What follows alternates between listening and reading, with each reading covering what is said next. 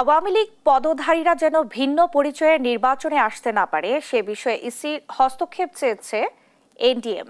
সেই সঙ্গে আগামী 2 মাসের মধ্যে সংসদীয় আসনের সীমানা চূড়ান্ত করে গেজেট প্রকাশের দাবি দলটির। দুপুরে নির্বাচন ভবনে সিএসির সঙ্গে বৈঠক শেষে এনডিএম চেয়ারম্যান ববি হাজ্জাজ এসব কথা বলেন। বৈঠকে সংসদীয় আসন পুনর্বিন্যাস, নির্বাচনী আচরণবিধি, প্রার্থীর অযোগ্যতা সহ 4টি দাবির বিষয়ে লিখিত প্রস্তাব দিয়েছে দলটি, যেখানে নির্বাচনী আচরণবিধিতে ব্যয়সীমা 25 লাখ থেকে 40 লাখে উন্নীত করার দাবি জানায় এনডিএম। একই দিন বাংলাদেশ আম জনগণ পার্টি আনারস প্রতীক সহ নিবন্ধনের দাবি জানিয়ে 53 বছরের মধ্যে সেরা নির্বাচনের প্রত্যাশা জানায়।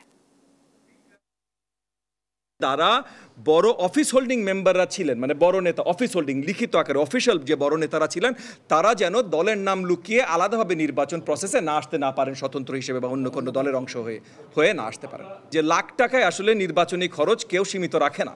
দলের একটা প্রতীকের আহ্বান করেছি, আনারস মার্কা, এবং আমরা আগামী নির্বাচনে প্রস্তুতি নিচ্ছি। আমরা একটা নির্বাচন মুখর পরিবেশ সৃষ্টি দেখতে চাই এবং আমরা বলেছি আমরা নতুন প্রজন্মের মাধ্যমে এই দেশের একটা নেতৃত্ব সৃষ্টি করতে চাই।